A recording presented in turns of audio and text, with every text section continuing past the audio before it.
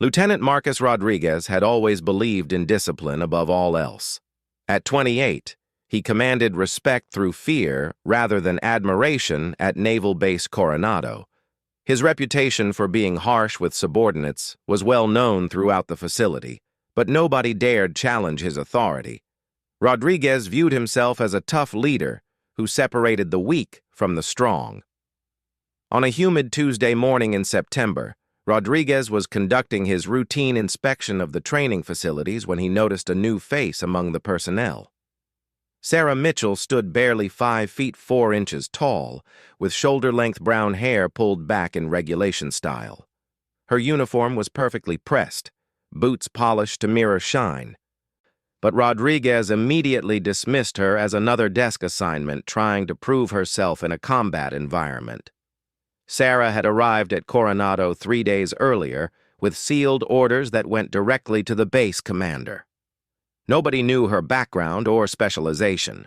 The personnel files showed only basic information: age 26, previous naval service, fitness scores that seemed impossibly high for someone her size. Most assumed she was another intelligence analyst or communications specialist trying to earn field experience. During morning drills, Rodriguez watched Sarah participate in basic training exercises alongside newer recruits. She moved with unusual precision and awareness, but he attributed this to overcompensation. He had seen many smaller personnel try to prove themselves through excessive effort before ultimately washing out of demanding programs. The tension began when Rodriguez assigned Sarah to kitchen duty for arriving 30 seconds late to formation. She accepted the assignment without complaint, but something in her calm demeanor irritated him. Most recruits would show frustration or attempt to explain themselves. Sarah simply acknowledged the order and moved on. Over the following days, Rodriguez found himself increasingly annoyed by Sarah's presence. She completed every task assigned without question, maintained perfect military bearing, and never gave him reason for correction. This somehow made him more determined to find fault with her performance. He began assigning her increasingly difficult and demeaning tasks, hoping to break her composure. Sarah cleaned latrines, scrubbed kitchen floors, and performed maintenance duties typically assigned to disciplinary cases. Through it all, she remained professional and efficient. Other personnel began noticing the unfair treatment, but nobody dared intervene when Rodriguez was involved. The breaking point came during weapons inspection on Friday afternoon. Rodriguez was examining equipment when Sarah approached to submit her rifle for review. As she handed over the weapon, a slight miscommunication caused her to step forward just as Rodriguez turned. The minor collision caused him to stumble slightly, though Sarah immediately stepped back and apologized. Rodriguez's face flushed with anger at what he perceived as disrespect. In his mind, she had deliberately bumped into him to show defiance. The weeks of frustration over her unshakable composure boiled over in that moment. Without thinking, he raised his hand and struck her across the jaw with enough force to snap her head to the side. The training facility fell completely silent. 20 personnel witnessed the unprovoked assault, but nobody moved. Rodriguez immediately realized he had crossed a serious line, but his pride prevented him from backing down. Instead, he began shouting about respect and military discipline, trying to justify his actions. Sarah touched her jaw gently, testing for damage. A thin line of blood appeared at the corner of her mouth. She looked directly at Rodriguez with eyes that seemed to assess him completely in a single glance. For just a moment, he felt something he rarely experienced: genuine unease. There was something in her expression that suggested she was measuring him for reasons he couldn't understand. Rather than report the incident or respond with anger, Sarah simply wiped the blood away and returned to attention. She requested permission to continue with duties, speaking in a voice that remained perfectly steady despite the assault.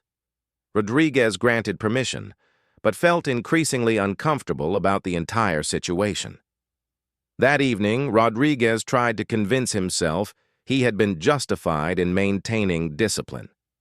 He told his drinking buddies at the officers' club that he had put an insubordinate recruit in her place. However, he found himself unable to shake the memory of Sarah's reaction. Most people showed fear, anger, or submission when he used force. Sarah had shown none of those responses. Unknown to Rodriguez, his assault had been witnessed by more than just training personnel. Security cameras had captured the entire incident from multiple angles. More importantly, Sarah's sealed orders contained communication protocols that were automatically triggered by any physical alteration involving her person. Within hours of the incident, encrypted messages began flowing through channels Rodriguez didn't even know existed. Phone calls were made to Pentagon offices that operated outside normal military hierarchy. Files that had been classified beyond his clearance level were quietly accessed and reviewed. Sarah continued her assigned duties over the weekend as if nothing had happened. She showed no signs of injury beyond slight swelling along her jawline. Her performance remained flawless, her attitude professional. She made no complaints and filed no reports about Rodriguez's conduct. Rodriguez began to notice subtle changes around the base. Senior officers who normally greeted him warmly seemed distracted when he approached. Administrative personnel avoided eye contact. His immediate superior, Colonel Harrison, scheduled an unexpected meeting for Monday morning without providing details about the agenda. By Sunday evening, Rodriguez felt a growing sense that something was wrong. He couldn't identify specific problems, but the atmosphere around him had shifted in ways that made him increasingly nervous. He considered approaching Sarah to discuss the incident, perhaps offering some form of apology, but his pride prevented him from taking that step. Sarah spent her weekend completing her assigned duties and maintaining her equipment. She made several brief phone calls using a secure device that wasn't part of standard base communications. These conversations were conducted in areas with no surveillance coverage, speaking in code phrases that would mean nothing to casual observers. On Sunday night, Sarah received final confirmation of decisions made in Washington offices that Rodriguez would never see. Her actual assignment at Coronado was about to begin, but first, certain administrative matters needed to be resolved. The incident with Rodriguez had accelerated timelines and changed protocols that had been months in planning. As Monday morning approached, Rodriguez felt increasingly anxious about his meeting with Colonel Harrison. He had no way of knowing that his assault on Sarah Mitchell had set in motion a series of events that would expose everything about who she really was and what she represented. The small woman he had dismissed and attacked was about to reveal capabilities and connections that would change his understanding of military hierarchy forever. Monday morning arrived with an unusual tension that seemed to permeate the entire base. Rodriguez reported to Colonel Harrison's office at exactly 800 hours, expecting a routine administrative meeting. Instead, he found Harrison seated behind his desk with 3 individuals Rodriguez didn't recognize, 2 men in civilian suits and a woman in Navy dress uniform with insignia he couldn't immediately identify. Colonel Harrison's normally friendly demeanor was replaced with cold professionalism. He gestured for Rodriguez to take a seat without offering his usual morning pleasantries. The silence in the room felt heavy as Harrison reviewed documents that had been placed in front of him. Meanwhile, Sarah Mitchell was conducting her own morning routine with subtle but significant differences. Instead of reporting to kitchen duty, she had received new orders directing her to the base commander's office for a classified briefing. Her sealed personnel files had finally been opened, revealing a military record that would shock anyone who had witnessed Rodriguez's treatment of her.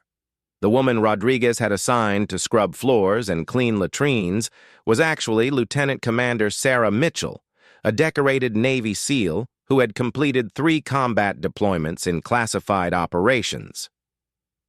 Her record included advanced training in counterterrorism, underwater demolition, and special reconnaissance. She held commendations for valor that most career military personnel never achieve. Sarah's assignment to Coronado hadn't been random placement of surplus personnel. She was part of an elite assessment team evaluating base security and personnel integrity. Her cover as a low-ranking newcomer was designed to test how existing leadership treated subordinates when they believed no consequences existed for their actions. The investigation had been ongoing for months, triggered by multiple complaints about Rodriguez's leadership style and treatment of enlisted personnel. Previous formal complaints had been dismissed or buried in bureaucratic procedures. Sarah's assignment was intended to provide documented evidence of systemic problems within the base's command structure. Colonel Harrison began the meeting by informing Rodriguez that his conduct was under formal review. Security footage from the previous Friday was played on the office monitor, showing the assault from multiple angles. Rodriguez watched himself strike Sarah across the face, seeing clearly that her actions had been completely innocent, and his response entirely unprovoked. The civilian investigators introduced themselves as representatives from Naval Criminal Investigative Service. They had been monitoring Rodriguez's behavior patterns for several weeks, documenting incidents of verbal abuse, inappropriate punishment assignments, and general misconduct toward subordinates. The assault on Sarah had provided the final evidence needed for formal charges. Rodriguez felt his world begin to collapse as the investigators outlined their findings. They had recorded conversations where he bragged about intimidating subordinates. They had documented his arbitrary punishment assignments and his pattern of targeting personnel he perceived as weak or vulnerable. Sarah's case was simply the most dramatic example of his abuse of authority. The woman in dress uniform finally spoke, introducing herself as Captain Jennifer Walsh from Naval Special Warfare Command. She explained that Sarah Mitchell was one of the Navy's most accomplished SEAL operators, currently assigned to test base security protocols and evaluate leadership effectiveness. Rodriguez had not only assaulted a superior officer, but had unknowingly attacked one of the military's most elite warriors. Captain Walsh described some of Sarah's actual qualifications and achievements. She had graduated at the top of her SEAL training class, completed specialized schools for underwater operations and advanced tactics, and led successful missions in hostile environments around the world. Her physical fitness scores weren't impossibly high for her size. They were the result of training that made her stronger and more capable than most men twice her weight. Rodriguez began to understand the magnitude of his mistake. He had not only committed assault against a fellow officer, but had done so against someone whose actual rank and position made him look like an amateur. Every demeaning task he had assigned, every dismissive comment he had made, had been directed at someone far more accomplished and respected than he would ever be. The investigators revealed that Sarah's performance during her time at Coronado had been extraordinary, even by SEAL standards. She had completed every assigned task flawlessly, while simultaneously conducting her actual assessment mission. Her reports documented not only Rodriguez's misconduct, but also identified several other personnel issues that required attention. Captain Walsh explained that Sarah's reaction to the assault had been particularly impressive from a professional standpoint. Rather than respond with the combat skills that could have seriously injured Rodriguez, she had maintained perfect discipline and allowed the investigation to proceed according to protocol. Her restraint in that moment demonstrated the kind of judgment and control that made her valuable in the most sensitive military operations. The meeting continued with detailed documentation of Rodriguez's misconduct patterns. The investigators had gathered testimony from multiple personnel who had experienced or witnessed his abusive behavior. Many had been afraid to report incidents formally, but were willing to provide statements once they understood the investigation was being conducted at the highest levels. Rodriguez learned that his reputation for harsh leadership was actually seen as a liability by senior command. Modern military effectiveness depended on building cohesive teams through mutual respect and shared commitment, not fear and intimidation. His approach was not only morally wrong, but tactically ineffective in contemporary warfare environments. As the meeting progressed, Rodriguez was informed that he would face court-martial proceedings for assault on a superior officer, conduct unbecoming an officer, and abuse of authority. His military career was effectively over, with the only question being whether he would face additional criminal charges beyond military justice proceedings. Captain Walsh concluded by noting that Sarah's assessment of Coronado's overall security and personnel management had identified systemic problems that required comprehensive solutions. Rodriguez's removal was just one step in broader reforms designed to ensure that elite warriors like Sarah could operate effectively without interference from inadequate leadership. The irony of the situation was overwhelming. Rodriguez had spent weeks trying to break down someone he saw as weak, never realizing that he was testing himself against one of the military's strongest and most accomplished individuals. His attacks on her character and abilities had only revealed his own inadequacies and professional failures. Following the meeting, Rodriguez was escorted to temporary quarters while awaiting formal charges.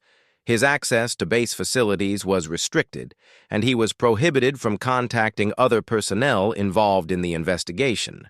The swift and decisive response demonstrated how seriously the Navy treated assaults against its most elite operators. Sarah, meanwhile, was finally able to shed her cover identity and resume her actual duties. Her assessment report would lead to significant improvements in base operations and personnel management. The investigation had achieved its objectives, though the cost to Rodriguez's career and reputation was complete and irreversible. As word of the situation spread through appropriate channels, it became clear that Rodriguez had not only ended his military career, but had done so in the most humiliating way possible. He had revealed himself as exactly the kind of leader the modern military was working to eliminate. Someone who confused brutality with strength and intimidation with leadership. The court-martial proceedings began 3 weeks later in a military courtroom filled with personnel from across Naval Special Warfare Command. Rodriguez sat at the defendant's table, watching as his military career was systematically dismantled through testimony and evidence that painted a devastating picture of his leadership failures. Sarah Mitchell took the witness stand wearing her dress uniform with full decorations for the first time since arriving at Coronado. The ribbons and medals covering her chest told a story of exceptional service that left the courtroom in stunned silence. Rodriguez stared at the woman he had dismissed and assaulted, finally understanding the true magnitude of his mistake. The prosecution presented security footage of the assault, followed by detailed testimony about Sarah's actual background and qualifications. Expert witnesses from SEAL Training Command explained that her physical capabilities and tactical knowledge exceeded those of most special operations personnel. Her psychological evaluation scores indicated exceptional judgment and emotional control under extreme stress. Captain Walsh testified about Sarah's mission at Coronado and the broader investigation into base personnel management. She explained that elite military units required leaders who could inspire excellence through example rather than fear. Rodriguez's approach was not only inappropriate but actively harmful to military readiness and effectiveness. The defense attorney struggled to present any justification for Rodriguez's conduct. Character witnesses described him as dedicated to military service, but their testimony was undermined by documented evidence of his abusive behavior patterns. Several enlisted personnel provided statements describing incidents of verbal harassment and inappropriate punishment assignments. During cross-examination, Sarah demonstrated the composure and professionalism that had allowed her to maintain her cover throughout Rodriguez's harassment campaign. She answered questions about the assault with clinical precision, describing Rodriguez's actions without emotion or personal animosity.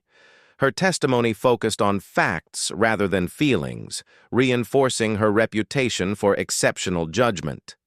The most damaging testimony came from Rodriguez's own personnel, who described a pattern of behavior that went far beyond the specific assault charge. Multiple witnesses recounted incidents where Rodriguez had used his authority to humiliate subordinates, assign punitive duties without justification, and create an atmosphere of fear rather than mutual respect. Rodriguez was forced to listen as his former drinking buddies testified about conversations where he had bragged about intimidating personnel under his command. Audio recordings captured him describing various methods of psychological pressure he used to break down recruits who didn't meet his approval. These recordings destroyed any claim that his behavior was intended to maintain legitimate military discipline. The prosecution presented expert testimony about modern military leadership principles and the specific requirements for commanding elite special operations personnel. Dr. Amanda Foster, a military psychologist specializing in special warfare psychology, explained that Rodriguez's leadership style was incompatible with the mental toughness and independent thinking required in contemporary combat environments. Sarah's psychological profile was presented as an example of optimal special operations mentality. Her ability to maintain mission focus while enduring Rodriguez's harassment demonstrated the kind of mental resilience that made SEAL operations successful in hostile environments. Rodriguez's attempts to break her down had only revealed his own psychological limitations and professional inadequacy. The court learned that Sarah's restraint following the assault had required extraordinary self-discipline. Her combat training included lethal hand-to-hand techniques that could have seriously injured Rodriguez in response to his attack. Her choice to follow legal procedures rather than respond with force demonstrated exactly the kind of judgment that made her valuable in the most sensitive military operations. Defense attempts to characterize Rodriguez's behavior as aggressive but well-intentioned leadership were systematically dismantled by evidence of his discriminatory treatment patterns. Statistical analysis showed that he consistently targeted personnel he perceived as vulnerable while treating others with appropriate respect. His behavior was not about maintaining standards, but about exercising power over those he believed couldn't fight back. The prosecution's closing argument emphasized that Rodriguez had not only committed assault against a superior officer, but had done so against one of the Navy's most elite warriors. His actions represented everything wrong with outdated military culture that confused brutality with strength and intimidation with leadership. Colonel Harrison testified about the broader impact of Rodriguez's behavior on base morale and operational effectiveness. Personnel under Rodriguez's command showed elevated stress levels, reduced performance metrics, and increased requests for transfers. His leadership style was actively harmful to military readiness and unit cohesion. The court-martial board deliberated for less than 2 hours before returning with guilty verdicts on all charges. Rodriguez was sentenced to dismissal from service, forfeiture of all pay and allowances, and 6 months confinement. The swift conviction sent a clear message throughout Naval Special Warfare Command about zero tolerance for abuse of authority. Sarah's actual assessment report became required reading for military leadership courses throughout the Navy. Her professional handling of Rodriguez's harassment provided a textbook example of maintaining mission focus under adverse conditions. Her restraint and discipline in responding to assault demonstrated the mental toughness that defined elite special operations personnel. Following the court-martial, Sarah returned to her regular duties with Navy Special Warfare Development Group. Her successful completion of the Coronado assessment led to additional assignments evaluating personnel and security protocols at other sensitive installations. Her cover identity techniques became part of advanced training curricula for intelligence operations. Rodriguez's dismissal from service was accompanied by investigations into his previous assignments and commands. Several cases of potential misconduct were reopened based on patterns identified during the Coronado investigation. His military record was annotated to reflect his conviction, making future employment in security or law enforcement extremely unlikely. The broader reforms implemented at Coronado based on Sarah's recommendations transformed the base's culture and operational effectiveness. New leadership training programs emphasized respect, mentorship, and professional development rather than intimidation and fear. Personnel satisfaction scores improved dramatically, along with performance metrics across all departments. Colonel Harrison was reassigned to oversee implementation of similar reforms at other installations. His cooperation with the investigation and commitment to addressing systemic problems earned him recognition from senior command. The successful transformation of Coronado became a model for military leadership development throughout the Navy. Sarah's story became part of military folklore, shared in leadership courses and special operations training programs. Her professional excellence and personal integrity under extremely difficult circumstances exemplified the values the modern military sought to develop in all personnel, regardless of rank or specialty. The incident served as a cautionary tale about the dangers of prejudice and the importance of treating all personnel with appropriate respect and professionalism. Rodriguez's assumptions about Sarah based on her size and gender had blinded him to her actual capabilities and qualifications, leading to his complete professional destruction. Years later, Sarah continued her distinguished career in special operations, eventually achieving the rank of commander and taking leadership roles in developing next-generation SEAL training programs. Her contributions to military effectiveness extended far beyond her individual combat achievements to include improvements in personnel development and organizational culture. Rodriguez's name became synonymous with everything the military was working to eliminate from its leadership culture. His case was studied in military justice courses as an example of how personal prejudice and abuse of authority could destroy careers and damage military effectiveness. His fall from authority to disgrace served as a powerful reminder that true strength came from building others up rather than tearing them down. The striking contrast between Rodriguez's disgraceful exit from military service and Sarah's continued excellence demonstrated the fundamental difference between authentic leadership and mere intimidation. Her professional triumph over his personal failures validated the military's commitment to evaluating personnel based on capability and character rather than superficial assumptions about strength and weakness.